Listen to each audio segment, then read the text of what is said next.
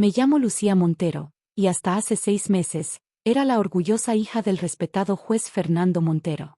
Mi padre no solo era un pilar de la comunidad legal, sino también un hombre brillante que construyó un imperio inmobiliario impresionante. Sin embargo, esta historia no trata sobre su éxito, sino sobre cómo su última esposa, Carmela, intentó robarme todo lo que él construyó para mí. Todo comenzó hace 3 años, cuando papá conoció a Carmela en un evento de caridad. Yo tenía 25 años y acababa de terminar mi maestría en Derecho, siguiendo los pasos de mi padre. Mi madre había fallecido cuando yo tenía 12 años, y desde entonces, éramos solo papá y yo. Es diferente a las otras, mi pequeña, me dijo papá después de su tercera cita con Carmela. Tiene un corazón genuino. Quise creerle. De verdad quise. Carmela parecía perfecta, 38 años, exmodelo, ahora dedicada a obras de caridad. Siempre sonriente, siempre elegante, siempre haciendo los comentarios correctos en el momento adecuado. Tu padre es un hombre extraordinario, me dijo durante una cena. Y tú eres igual de especial, Lucía. Espero que podamos ser amigas. Se casaron 6 meses después. La boda fue un evento espectacular, y Carmela brillaba como la novia perfecta. Yo intenté estar feliz por papá, aunque algo en mi interior me decía que tuviera cuidado. Mi padre no era ingenuo. Como juez, había visto suficientes casos de matrimonios por interés para llenar una biblioteca. Por eso, antes de la boda, me llamó a su despacho. Lucía, dijo, mientras sacaba una carpeta de su caja fuerte, necesito que guardes esto. ¿Qué es? Mi testamento original, junto con todos los documentos de propiedad de nuestros bienes. Hay también una carta sellada que solo debes abrir si algo me sucede. Papá, no hables así. Escucha, su voz se tornó seria. Amo a Carmela, pero no soy un tonto. He tomado precauciones. Todo está en un fideicomiso a tu nombre, pero hay condiciones específicas. No quise escuchar más. Ver a mi padre, siempre tan fuerte, hablando de su posible muerte, me destrozaba. También hay una copia en la caja de seguridad del banco, continuó. Y otra con mi abogado personal. Pero esta es la original. Guárdala bien. La vida siguió su curso. Carmela se mudó a nuestra mansión y, poco a poco, comenzó a hacer cambios. Primero fueron cosas pequeñas, nuevo personal doméstico, redecoración, nuevas reglas de la casa. Tu padre necesita orden, decía cada vez que cuestionaba algo. Y tú, querida, ya eres una adulta. No deberías buscar tu propio lugar. Pero me negué a mudarme. Algo en sus ojos, en la forma en que miraba los cuadros y antigüedades familiares, me inquietaba. Entonces, hace 8 meses, papá comenzó a sentirse mal. Solo es estrés, insistía Carmela. Yo me ocuparé de él. Pero empeoró rápidamente. Cuando finalmente logré llevarlo al hospital, contra los deseos de Carmela, los médicos diagnosticaron envenenamiento por metal pesado. ¿Cómo es posible?, pregunté, horrorizada. Puede ocurrir por varias causas, explicó el doctor. Incluso por contaminación en el agua o los alimentos. Miré a Carmela, que sostenía la mano de papá con fingida preocupación, y por primera vez, vi un destello de algo siniestro en sus ojos. Papá falleció 2 semanas después. Mientras yo estaba destrozada, Carmela mantuvo una compostura perfecta durante el funeral, recibiendo condolencias como una actriz consumada. Tu padre era un hombre maravilloso, repetía a los invitados. Nos dejó demasiado pronto. Una semana después del funeral, mientras yo aún estaba de duelo, Carmela mostró su verdadero rostro. Querida, me llamó una mañana, necesitamos hablar sobre la casa. ¿Qué hay que hablar? Esta es mi casa familiar. Corrigió con una sonrisa fría. Tu padre me dejó todo a mí. Ya he comenzado los trámites para vender las propiedades. No puedes hacer eso, respondí, manteniendo la calma que mi padre siempre me enseñó a tener en momentos críticos. ¿No? ¿Y quién me lo va a impedir? ¿Tú? Su risa era como cristal rompiéndose. Deberías empezar a empacar. Los nuevos dueños tomarán posesión el próximo mes. Me dirigí a mi habitación, donde en un compartimento secreto detrás de mi librero, guardaba la carpeta que papá me había confiado. La abrí y releí cada documento cuidadosamente.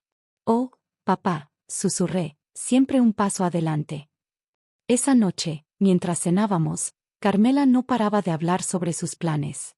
Venderé todo, declaró, bebiendo champán. La casa, las propiedades en la costa, incluso esa horrible cabaña que tanto amabas. Ya tengo compradores para todo. ¿Has leído el testamento completo?, pregunté casualmente. Por supuesto. Tu padre me dejó todo como su amada esposa. Punto. Sonreí, recordando las palabras de mi padre: en la ley, como en la vida, la letra pequeña lo es todo. La trampa estaba tendida, y Carmela no tenía idea de lo que se avecinaba. La mañana siguiente, mientras Carmela estaba ocupada con el agente inmobiliario, me reuní con el licenciado Javier Ruiz, el abogado personal de mi padre durante 30 años. Tu padre era un genio legal, dijo Javier, revisando los documentos que le mostré. ¿Carmela realmente no sospecha nada? Está demasiado ocupada vendiendo todo, respondí. Comenzamos. El primer paso fue simple. Presentamos una solicitud de investigación sobre la muerte de mi padre. ¿Una investigación?, se burló Carmela cuando recibió la notificación. Por favor, Lucía. Tu padre murió por causas naturales. ¿Metal pesado en la sangre es natural?, pregunté inocentemente. Vi cómo su máscara de seguridad se agrietaba ligeramente. Los médicos dijeron que pudo ser por el agua. Curioso, interrumpí, porque hice analizar el agua de toda la casa. Está perfecta. Excepto, ¿sabes qué encontraron en su taza de té personal? Carmela palideció por un momento, pero se recuperó rápidamente. Estás delirando por el dolor, querida. Además, ¿qué importa? Todo es mío ahora. ¿Estás segura?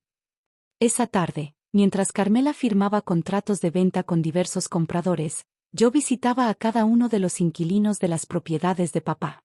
Don Fernando dejó instrucciones específicas, les explicaba, mostrándoles documentos que los dejaban boquiabiertos. Mantengan la calma y sigan el plan. Una semana después, Carmela organizó una fiesta para celebrar la venta de la mansión principal. «Brindemos», exclamó, alzando su copa. «Por nuevos comienzos». «Sí, brindemos», respondí, levantando mi propia copa.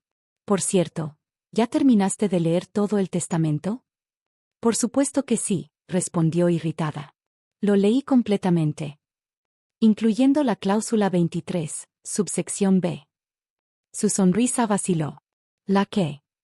«Oh, ya sabes», continué casualmente, la parte que habla sobre el fideicomiso blindado y las condiciones de transferencia de propiedad. «Estás inventando cosas», espetó, pero noté cómo sus manos temblaban ligeramente. «También inventé esto», saqué un sobre de mi bolso. La carta que papá dejó para el juez Martínez, su mejor amigo y presidente del Tribunal Superior. El color abandonó su rostro. «¿Qué carta?»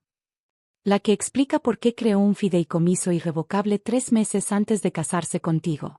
La que detalla cómo todas las propiedades están protegidas por una estructura legal que ni siquiera la muerte puede disolver». «Mientes», gritó, perdiendo la compostura. «El testamento me da todo». «El testamento que tú tienes, sí. Pero ¿te preguntaste por qué era tan corto? ¿Por qué un juez con 40 años de experiencia tendría un testamento de solo 3 páginas? Los invitados comenzaron a murmurar, algunos sacando sus teléfonos para grabar la escena. «Tu padre cambió el testamento», insistió Carmela. «Me lo dio personalmente». «¿Te refieres a este?», saqué otro documento. ¿El que tiene su firma? Curioso, porque según el análisis forense, esta firma se realizó cuando papá ya estaba en el hospital, prácticamente inconsciente.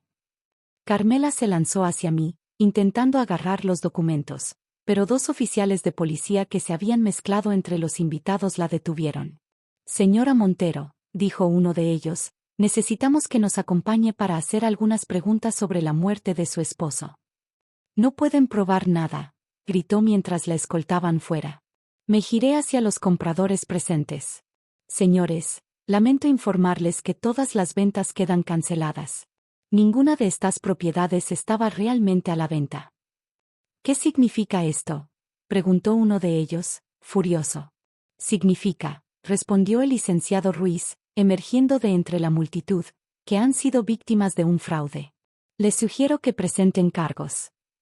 Esa noche, mientras la policía registraba la casa, encontraron el frasco de metal pesado escondido en el falso fondo del tocador de Carmela, junto con documentos que revelaban un patrón. No era la primera vez que se casaba con un hombre rico que luego moría misteriosamente. Tu padre lo sospechaba, me explicó Javier más tarde. Por eso preparó todo tan meticulosamente. Cada documento, cada cláusula, cada detalle estaba diseñado para atraparla. ¿Por qué no la detuvo antes? Necesitaba pruebas. Y sabía que ella se delataría sola eventualmente. Por eso te dejó a ti como su ejecutora secreta. Mientras los eventos se desarrollaban, recibí un mensaje de texto de un número desconocido. Bien hecho, señorita Montero. Su padre estaría orgulloso. Juez Martínez. La trampa había funcionado perfectamente, pero esto era solo el comienzo. Carmela aún tenía que enfrentar a la justicia, y yo tenía que honrar el verdadero legado de mi padre. El juicio comenzó 3 meses después de la detención de Carmela. La sala del tribunal estaba llena. No todos los días se juzgaba a alguien por asesinar a un juez respetado. Me senté en primera fila, vistiendo el traje negro que papá me había regalado cuando me gradué de la Facultad de Derecho. Carmela entró escoltada, vestida con un sobrio conjunto gris, intentando parecer una viuda afligida. El estado contra Carmela Vega de Montero, anunció el secretario del tribunal. Por los cargos de homicidio premeditado, fraude inmobiliario y falsificación de documentos. El fiscal presentó su caso metódicamente. Con cada testigo, con cada prueba, el elaborado plan de Carmela se desentrañaba. Asterisco 3 matrimonios anteriores, todos con hombres adinerados. Asterisco 3 muertes misteriosas. Asterisco 3 fortunas desaparecidas. Señoría, presentó el fiscal, tenemos evidencia de que la acusada ha estado operando bajo diferentes nombres durante los últimos 15 años. Carmela mantuvo su fachada de inocencia hasta que presentaron el testimonio de su antigua asistente personal. Ella lo planeó todo, testificó la mujer.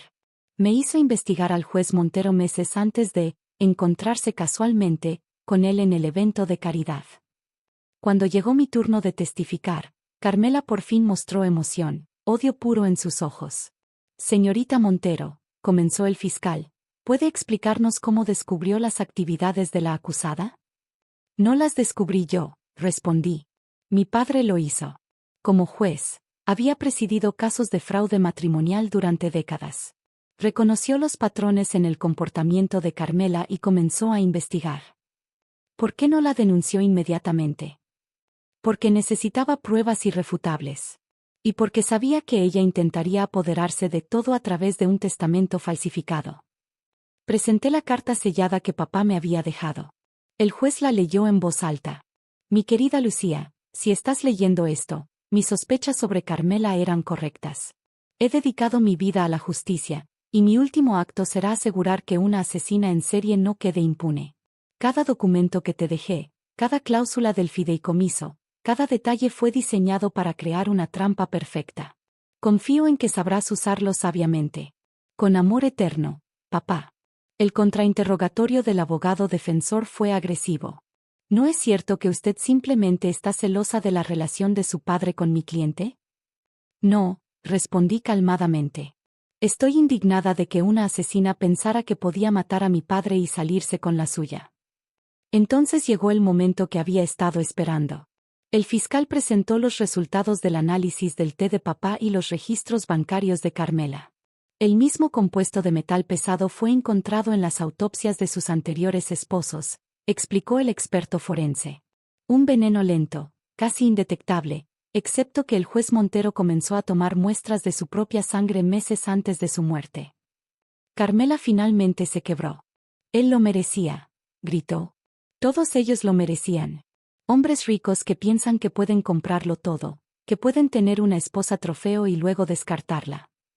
El jurado tardó menos de 2 horas en alcanzar un veredicto, culpable de todos los cargos. Carmela Vega, pronunció el juez, este tribunal la sentencia a cadena perpetua sin posibilidad de libertad condicional. Mientras la escoltaban fuera, me miró una última vez. Eres igual que tu padre, escupió. Demasiado lista para tu propio bien. No, respondí. Soy mejor. Porque yo sí logré justicia. Las semanas siguientes fueron de reconstrucción. El fideicomiso que papá había creado no solo protegía las propiedades, sino que establecía una fundación para ayudar a víctimas de fraude matrimonial. Tu padre siempre pensó en grande, comentó el licenciado Ruiz mientras revisábamos los documentos de la fundación. Sí, sonreí. Y ahora entiendo por qué me hizo estudiar tanto derecho corporativo y penal. La historia se convirtió en un caso de estudio en las facultades de Derecho. El caso Montero se citaba como ejemplo perfecto de cómo la preparación legal meticulosa puede desenmascarar incluso los planes criminales más elaborados. Un año después del juicio, inauguramos el Centro de Justicia Fernando Montero, un espacio donde abogados pro bono ayudaban a personas vulnerables a proteger sus bienes y derechos. Durante la ceremonia de inauguración, el juez Martínez me entregó la toga de mi padre. Fernando siempre decía que la justicia necesita tanto compasión como astucia, dijo. Tú has demostrado tener ambas. En mi oficina, junto al título de abogada, colgué 2 fotos, una de papá en sus primeros días como juez, y otra de nosotros 2 en mi graduación. Entre ellas, enmarqué su última nota. La verdadera herencia no está en las propiedades o el dinero, sino en la sabiduría para usarlos justamente. 5 años han pasado desde entonces. La fundación ha ayudado a cientos de personas, y yo me he convertido en fiscal especializada en casos de fraude. Carmela cumple su sentencia, y las autoridades han reabierto los casos de sus anteriores esposos, buscando justicia para otras familias. Cada vez que entro a un tribunal, siento la presencia de mi padre. No como un peso sobre mis hombros, sino como una luz guía. Él me enseñó que la justicia requiere paciencia, estrategia y, sobre todo, la voluntad de hacer lo correcto aunque nadie esté mirando. Y en cuanto a la letra pequeña, bueno, como siempre decía papá, los detalles no son solo detalles. Son la esencia de la justicia.